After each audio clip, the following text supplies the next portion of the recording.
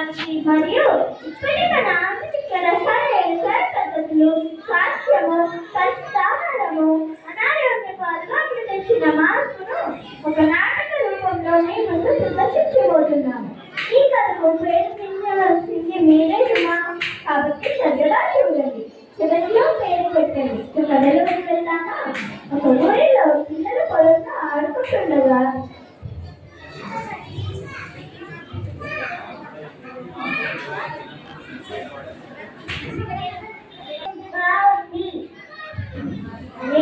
అవునురా, ఇది రాయనుకుంటా, కోరుకుంటూ ఆకారము సరే ఉంది, దీంతో ఆడుకుంటాను. పిల్లలు ఆడుకుంటుండగా ఒక బాటసారి పిల్లల దగ్గర ఉన్న దాన్ని చూసి ఆశ్చర్యపడి పిల్లల చేతిలో కానా పెట్టి దాన్ని తీసుకున్నాడు. పిల్లలు నాకు ఇస్తారా? నేను ఒక అన్నా ఇస్తాను. సరే. ఆ బాటసారి దానిని తీసుకొని వెళ్ళి ఆ శిశురానికి విక్రయించాడు. నమస్తే ప్రభు, నేను మీకు ఇది విక్రయించాలనుకుంటున్నాను. అపురూపమైన వస్తువులను చూసి రాజు ఆశ్చర్యపడి తన స్థానంలో ఉన్న పండితులను పిలిచి అదేంటో కనుక్కోమన్నాడు. వారంతా కూడా బద్దలు కొట్టుకొని ఆలోచించినా కూడా దాని గురించి తెలుసుకోలేకపోయారు. రోజులు గడిచిపోతున్నాయి. చివరికి ఒక రోజున ఆ వస్తువు గదిలో ఉండగా కిటికీలో నుంచి ఒకటి వచ్చి దాన్ని కొంచెం చిన్న రంధ్రం చేసింది. అప్పుడు అది గొడవ విషయాన్ని అందరికీ తెలిసిపోయింది. అప్పుడు ఆ పండితులు రాజుగారికి విషయం చెప్పారు. ప్రభు ప్రభు, ఇది ఒక గౌరవ గింజ. అవునా? ఇది ఎంతో ఆశ్చర్యకరమైనటువంటి దాన్ని ఎప్పుడు ఎక్కడ ఎలా ఏ కాలంలో పండుగ తెలుసుకోండి. అలాగే మహారాజా. పండితులు అందరూ ఎన్నో పుస్తకాలు చూసినా, ఎన్ని గ్రంథాలు తిరిగేసినా ఎక్కడా వారికి దొరకలేదు. ఎవరూ దాని గురించి వ్రాయలేదు. ప్రభు, నాకు తెలిసిన అన్ని గ్రంథాలను ఎక్కాను, కానీ దీని గురించి ఎక్కడా వివరణ లేదు. మరి దీని గురించి పూర్తిగా ఎలా తెలుసుకోవడం? ప్రభు, మన రాజ్యంలో ఒక వస్తువు రైతులు పిలిపించి అడిగి తెలుసుకోవచ్చునా? సరైన ఆలోచన ఏమంటే మనకు పిలిపించండి.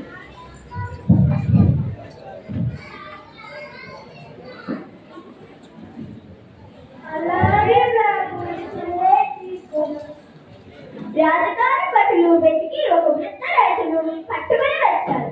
ఆ రైతు నడుమ వంగిపోయి కళ్ళు ఊడిపోయి 2 చక్రాల కింద కర్రలు పెట్టుకొని అస్పష్టం మీద రాజుగారి ఎదుట నిలబడ్డాడు. రాజు అతడిని చూసి రైతు చేతికి ఆ గోధుమ గింజలు ఇచ్చారు. ఆ రైతుకి చూపు సరిగ్గా లేదు. ఆ గింజలు చేతిలో అటు ఇటు వేసుకొని తిప్పి చూశాడు. తాత, నువ్వెప్పుడైనా ఇటువంటి దాన్ని పండించడం కానీ కొనడం కానీ చేశావా?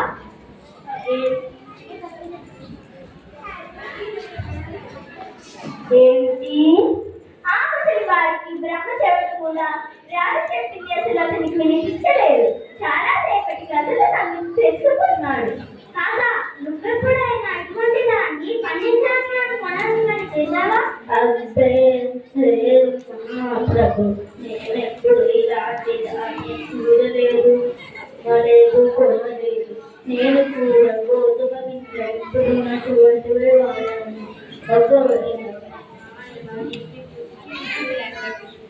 అతన్ని తమరు పిలిపించి అడగండి.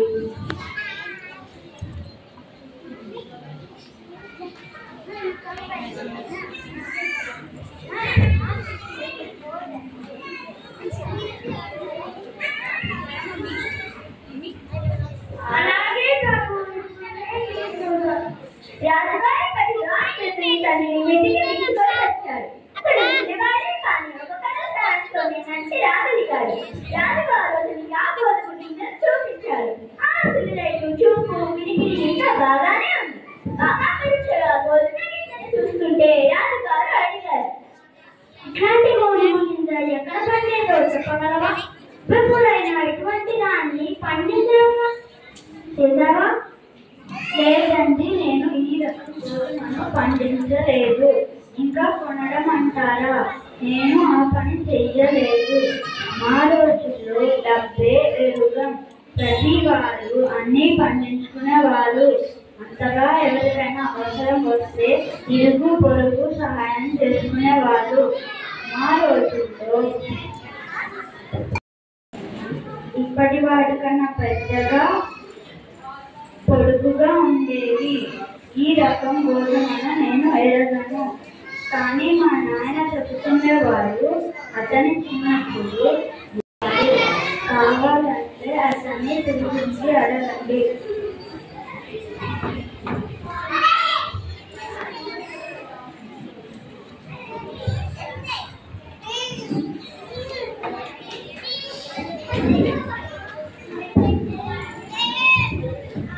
అలాగే రాజుగారికి ఆశ్చర్యం కలిగింది. బడులను ఆజ్ఞాపించారు. వారు వెళ్ళి ఆ శివాని వెతికి పట్టుకుని వచ్చారు. అతడు ఎలాంటి ఊహ లేకుండానే నచ్చి వచ్చాడు. ఇంకా ఇతనికి చూపు బాగానే ఉంది, చెవుడు లేదు, స్పష్టంగా మాట్లాడుతున్నాడు. రాజుగారు అతనికి ఆ గోధుమ గింజను చూపించాడు.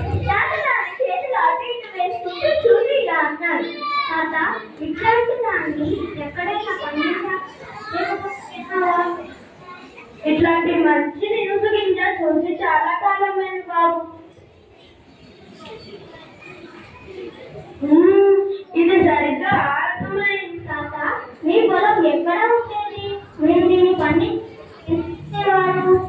మా రోజుతో అన్న విక్రయం మహాభాగంగా భావించేవాడు. చివరికి ధాన్యం కూడా అమ్మడం కానీ కొనడం కానీ లేదు. అసలు మా రోజులో డబ్బే లేదు. ప్రతి వారికి కావాల్సినంత పంట ఉండేది. ఇంకా రెండు ప్రశ్నలు జవాబు ఇవ్వుతాక.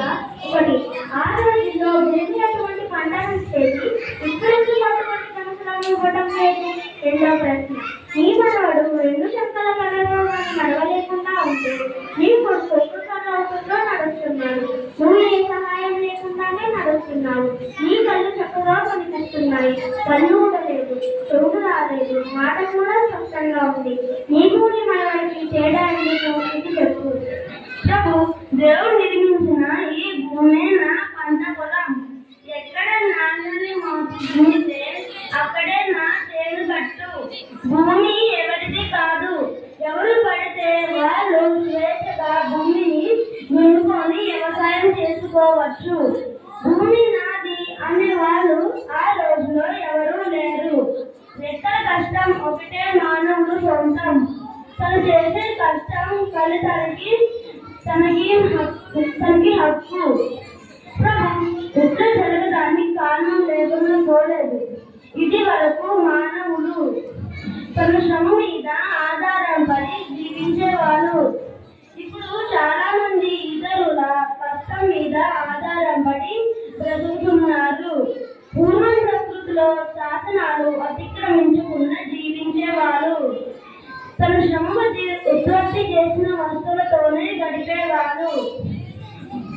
ఆ రోజుల్లో వస్తువులకై మనసులో కావాలి అనుకోవడం పాపంగా భావించేవాళ్ళు.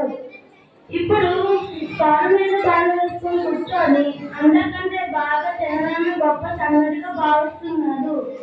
ఇదే తేడా అప్పటికి ఇప్పటికి. అందువల్లనే పంటలు క్షీణించాయి, మనుషులో బలం తగ్గిపోయింది.